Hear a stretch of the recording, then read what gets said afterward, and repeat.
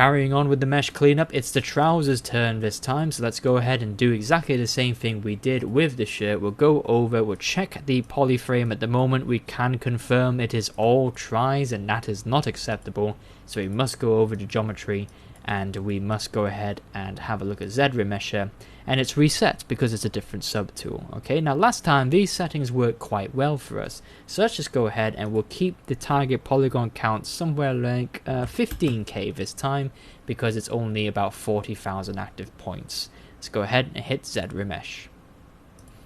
And okay, the trousers are playing nicely with us today, so you can see that the shirt garment is usually one of the more annoying ones to deal with, okay, because there's all these different parts kind of sewn together and whatnot.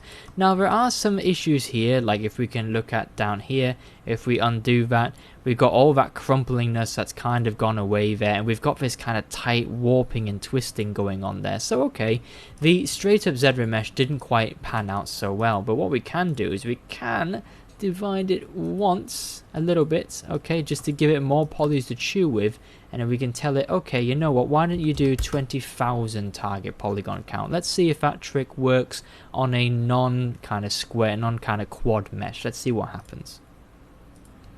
And there is the result there. So we've kept a lot more of those folds in this time now, so again, that subdivision trick can work very well. Okay, let's check the topology there, and it is all quads, and we have actually got rid of some of that roughness there as well, those kind of creases and weird kind of folds there. We have got some of them still here, but it's nothing that the smooth and inflate brush won't take care of. Okay, now I know her legs are kind of creeping through the back here, but again, we'll leave that to once we've actually finished remeshing a bunch of the other aspects of the clothing as well. Right, let's go over to the vest now. It is the vest's turn, so we'll go ahead and solo this out now. So I think you agree with me about, you know, with regards to all the garments we brought in today. This is the garment we don't really mind if we lose a lot of the kind of folds with, so there's no need to subdivide this one. So let's just go to geometry and we'll just leave it on, well, it's 20,000 polys. Let's take it down to 10k and we'll leave the settings the same and go ahead and hit Z-Remesh.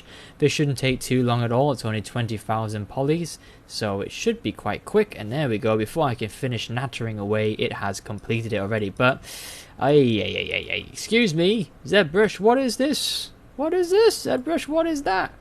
Oh dear, so sometimes this could happen. This is probably the other apocalyptic horseman I forgot that can happen sometimes. Okay, now you could undo it and Z-Remesh it again, but if this does persist, simply Z-Remesh it again. So take same, Z-Remesh, and what it should be able to do now is interpret that a little bit better this time. Okay, and it's not quite doing that, so okay, we're gonna have to undo that. We're gonna have to look at what's going on here, maybe smooth it out a little bit, but that's not bringing us much joy. So let's go a few steps back and we'll have a look here. Let's go in our smoothness brush. Let's bring the intensity down a bit, and we'll just kind of soften this up a little bit here, just to try and give ZBrush a bit of help and guidance. Perhaps it's not interpreting the tries very well. Okay, we can do that the same for the collar around here, although that's having a detrimental effect, so I'll undo that. Okay, let's sort of say, let's change a few settings then. Let's take adaptiveness off, and we'll keep it at 10k, and we'll see what happens this way.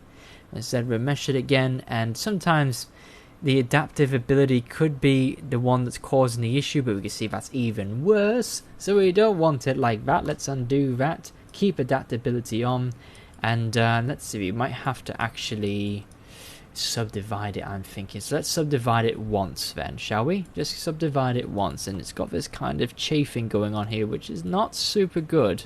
Don't like the look of that, so let's see if we can crease it and then subdivide it. There we go. Okay, so we're doing quite a few fixes of this one here, but it's all in good, all necessary to do. So okay, let's step the polygon count up a little bit, 15k this time, run it through the solution and see what it will give us at the other side.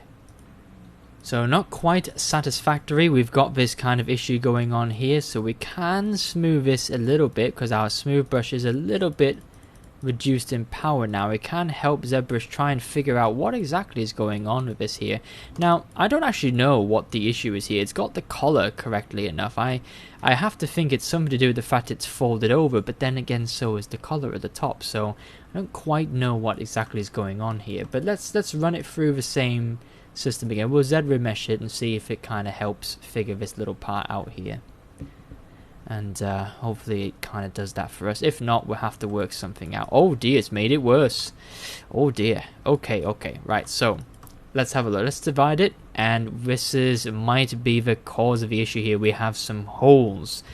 Okay, so it's starting to paint a bit of a clearer picture now. Okay, so it's got holes. Right, you know what to do, guys. We need to go in there with the pinch tool, and we need to kind of clean up some of this. So let's go ahead and we'll just bring this together a little bit there.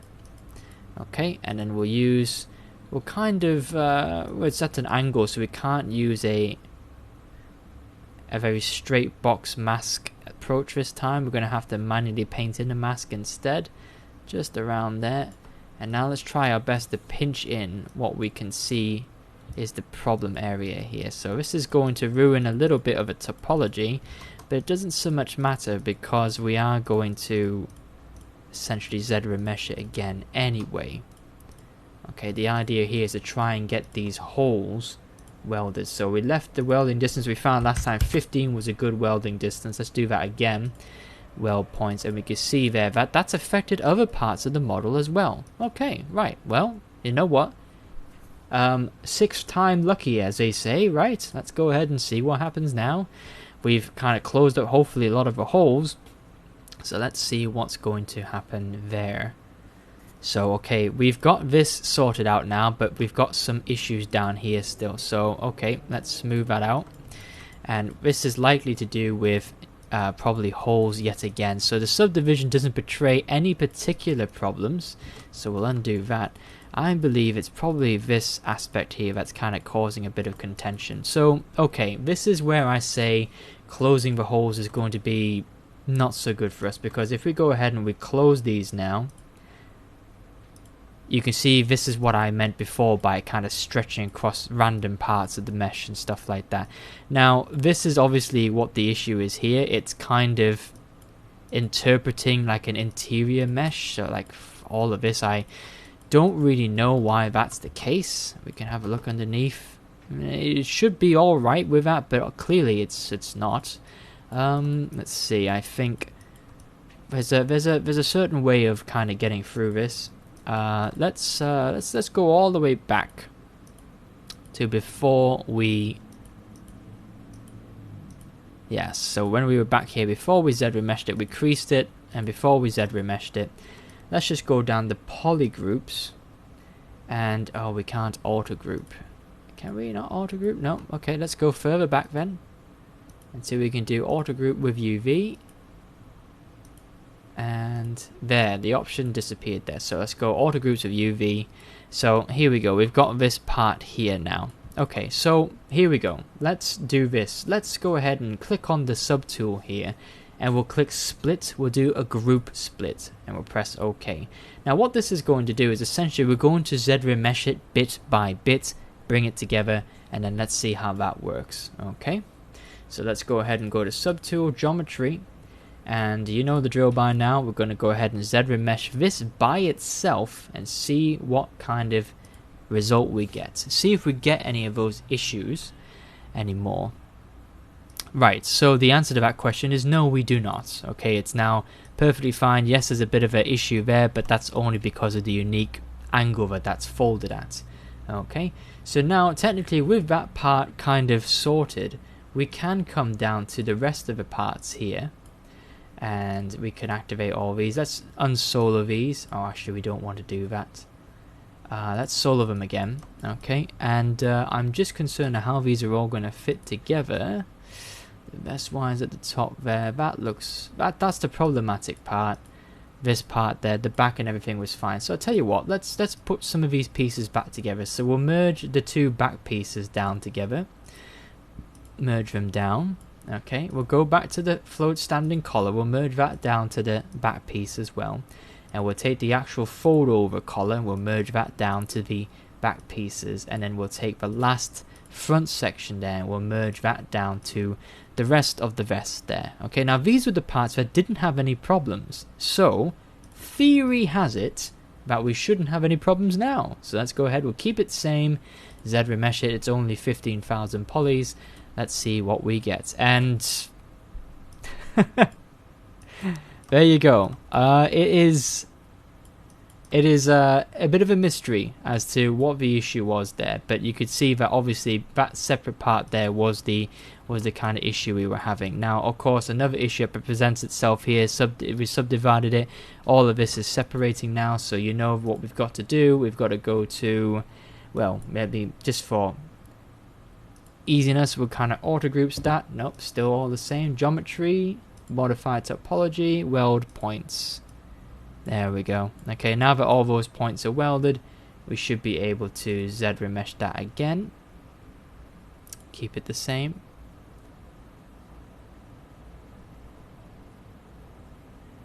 And see how that works. So that's all fine now. Okay, right, so let's undo that. Now I know I'm doing this kind of backwards and forwards. Let's bring this guy back now. We ready, guys? Let's merge that down back into the vest again, and let's just go and say, hey, you know what, we're all one big happy family here. Let's go to modify topology, we'll weld the points, there we go, everything's kind of welded, and then we'll go to Z-remesh together as one big happy family. But let's take the polygon count down to something like maybe something like 30, just to give it plenty of wiggle room, shall we? And we'll Z-remesh that. Keep your fingers crossed, brace for impact, that Z-remesh will work out for us this time. And yes, okay, there we go. Right, so it's all one mesh now, there's no issues, there's no random holes, and let's subdivide it. Yes, okay, we've got a hole there, but that's fine because that's the part that slots in anyway, so we can just hide that. Hey, we did it! Isn't it nice? Sometimes you have to use the old noggin to get things basically functioning, but that's okay. It's all part of the fun of 3D. Okay, so now that the vest is kind of figured out, it's your choice. What would you like to do? I want to keep the vest tight, so I'm going to push the shirt in eventually, but it's your call on that, okay? Let's spend the last section of this video going and tackling the final pièce de la résistance. We are going to do the ruffled collar, and now we have 3,400 polys or points. So I think you'll agree with me here that this is a mesh that's going to benefit from a subdivision, just to kind of keep all that detail, but again it's gone all kind of wiggly, so we're going to have to crease that, and then let's divide it. Perfect. And then let's go to not Dynamesh, Z-remesh. Okay, it's on 19,000 polys. Let's say, well, we don't need to worry about polygon counts here. Let's keep it nice and high, so we'll say 10k, and we'll do a Z-remesh on that, and fingers crossed it works out. It works out, look at that. Very nice. Okay, and what does a subdivide do? A subdivide kind of separates it here, but I'm not all too concerned about that because I can just kind of move them close together. So thank you, Ruffles, for being compatible with the rest of the character. Okay, ZBrush, please don't autosave. That's fine.